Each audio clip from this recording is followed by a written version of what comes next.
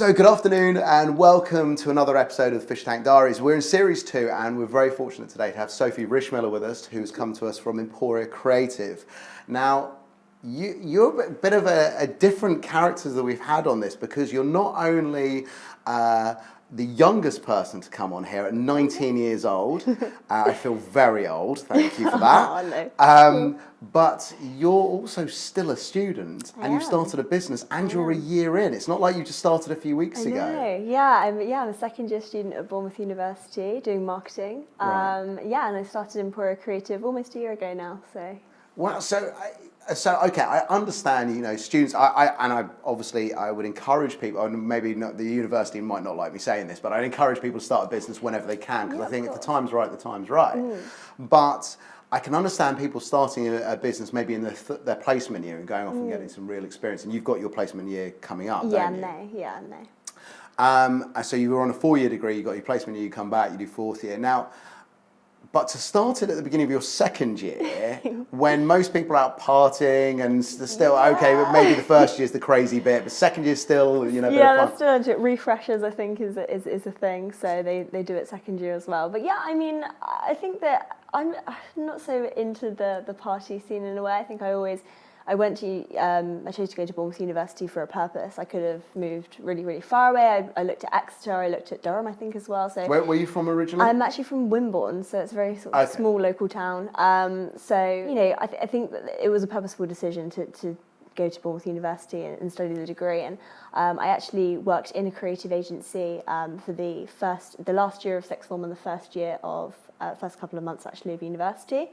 So when I was about 17 going into 18, I was working in the creative agency environment. I was building up a business network. I really loved it, and I really, really enjoyed kind of, being surrounded by other young people who were inspired to go out and start businesses. And it was something that I was always interested in doing. So I thought, why not go ahead and do it, I suppose. So you've kind of always had this mentality that working for yourself is really the only route forward anyway. Yes, essentially. Apart from generating experience, which we all need from one form or another, it was kind of the only route you were going to go down. Definitely, which I think some people are quite confused sometimes as to why I'm still at university. It's very, very common these days for young entrepreneurs, particularly, to go into university, do their first year, and then drop out saying, "No, this is rubbish. Education system is," and start shouting about the education system, and then going into their own business and going down that route. And a lot of people have said to me, why are you still there? Why are you still at university? You're not going to need this for your CV. But I think, people really do underestimate the connections you can make at a university. It is such, even though I would agree to an extent that the education system, it really does just push you into corporate companies and you have to start at the bottom of the pile and work your way up. And that really is for some people. So, I don't disregard that lifestyle. But I think you really can learn a lot from, being in the student environment, the mentors that you get there, because our course leader, actually, she's quite, prolific in the local area. She's networking a lot with businesses. She can put me in touch with people. Being part of the marketing society as well has really helped. And it's, people do really underestimate how many connections you can actually make and how much it actually can push your business venture in the right direction, because they do have guest lecturers come in and things like that, and you can really get involved. And obviously having the university behind you is a good thing to say, that actually I'm at the university and everyone knows Bournemouth University in the local area, so they're really all for that. So I think it's quite a good thing to have, even if I'm not going to need a CV in the future, because obviously hopefully I'll be in business still. It's still a good thing to do, I think, and to get a degree. And it makes mum proud, so that's important. Yeah, we all want to keep our mums happy. Yeah, keep mum happy. Yeah, no one needs that fight on their hands. Exactly. Yeah. Okay, so let's talk about Emporia Creative. What services are you offering? Because obviously you're working on your own, but you're using subcontractors and freelancers and people like that to draw on certain skill sets. So you've built this network, you've got people you can rely on. What's your company actually offering?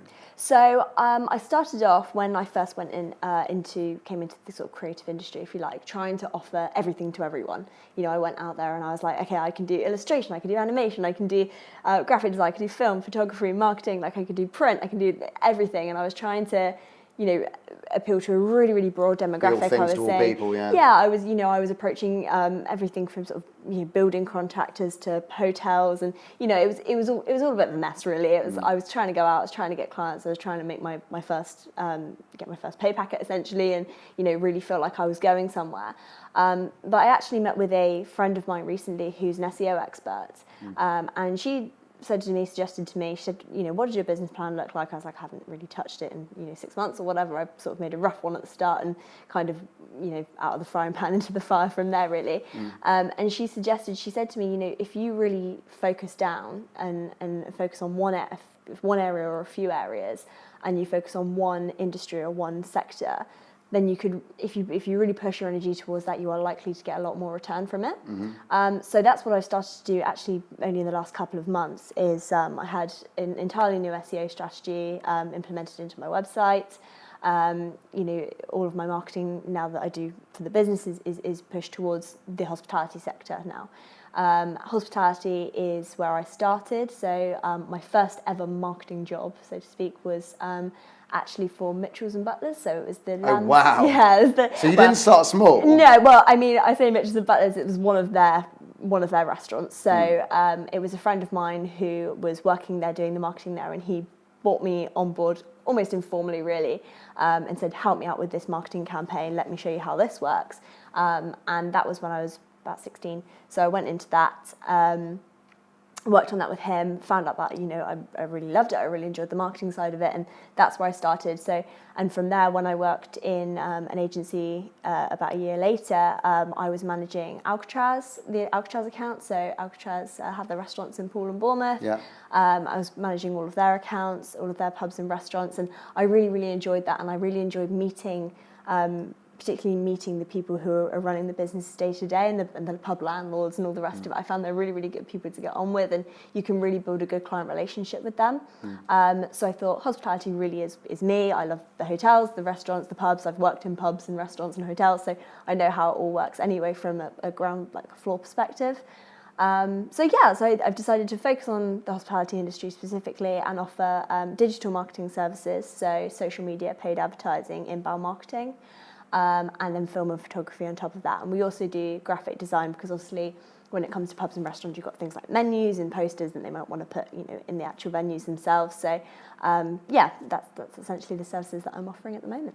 Now, I'm going to ask you one more thing, because for any of you watching this that don't listen to the guests or don't care what I say, which is absolutely fine, but are around 19, 20, 21, looking at making that jump, I have a 19-year-old for you here who can actually talk from experience. So, you've talked about your journey, and you've talked about where you're at now and what you're looking to do going forward. But I want you to just leave anybody watching this with one message, just a reality check of, because I don't want people going, well, she's very happy, she's moving forward and she's growing the business and all the rest of it. I want people to go, yes, there are so many wonderful pros to running your own company, but please be aware that there is a lot of hard work involved. So what would you say as a 19-year-old to another 19-year-old, you've got to make sure that you, what?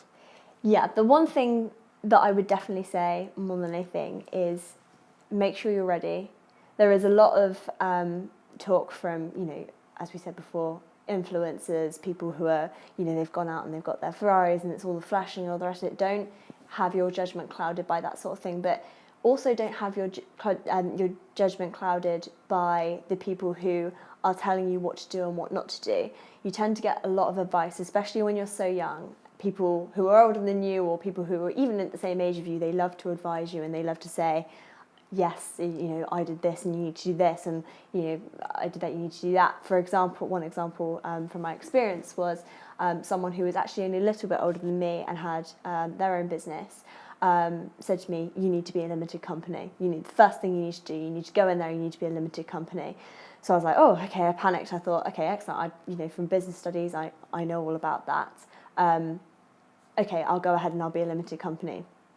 Obviously went into a limited company, realised corporation tax is absolutely ridiculous and all the rest of it, and I didn't need to be in that position. I'd got bad advice, but I'd just gone with it because I was young and because I thought, everything that they said was took it as read. I needed to do that. So essentially I had to sort of take a step back from that, go back to being a sole trader for a while, and that's one massive learning curve for me, because obviously it's all, it's expensive and all the rest of it. So I think when you're getting advice from every angle, when lots of different people are saying lots of different things, do your research beforehand, make sure it works for you, make sure you're prepared when you go into your business, and don't take everything that everyone says is read, because a lot of them are trying to hoot their own horn or think they can advise you, and actually it's not the advice you need. You really need to make sure you're doing it for yourself and you're actually following your instinct and following your gut, because that's a really important part of it. If you're going to go out and you're going to go and work for yourself, it is really important to be able to be that strong-minded person. If you're going to be the person that is convincing yourself into, oh, well, this isn't that bad, that's not that bad, and oh, I could do that later, and that you're never going to actually have the get up and go and run that business and make your dreams come true, essentially, and all the rest of it. So yeah, I agree with that. It is a minefield. It doesn't matter how much advice somebody like you coming on, or somebody we bring on, somebody who's 55 who's run a business for 30 years. Yeah. It's a minefield, and I do feel for your generation, because you're in the middle of like the growth of this digital era, which has only been going for middle of the 90s. So and really the kind of beginning of the noughties in a massive way, in social media only the last 10 years. It is now moving faster, not every year, but every quarter, month, year, week, day, etc., etc. And trying to keep on top of it all is very difficult. Very difficult. Yeah, and I think people need to understand it's a big misconception that you can kind of go in and have it all, because you really can't. You really need to work at it. And one of our other guests also said you can't, it's not like you can just go and create a business idea and go, cool, that's it, and then sort of put your feet up and just sell it. His opinion was you have to constantly be innovating. So if you found something that sells to your market, you now need to adapt it and improve it and grow it, and actually the work doesn't stop. And then if you want a second service or a second product alongside it, you've then got two that you've got to adapt and grow and evolve and all the rest of it. And anybody who goes in and thinks, great, I'm going to put like this product together and we're going to sell those, and I'll probably be able to say those in the next 10 years without changing them, especially now in this era, they're fooling themselves. Yeah, exactly. You constantly got to be on top of it. Definitely.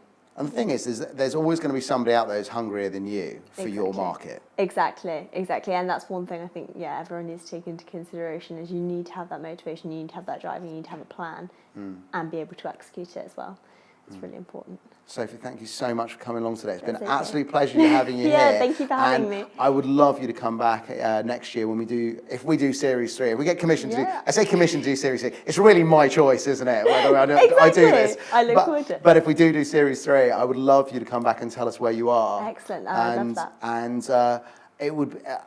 I can't wait to see if you go down the route of run the business, if you get to do the degree at the same time, or what sort of journey you go on. But I think you've clearly got what it takes to go out and work for yourself, because you're focused and driven and well ahead of your years. So thank you very, very much. Thank you very much. Look forward to having you back soon. Excellent. Thank you. During this,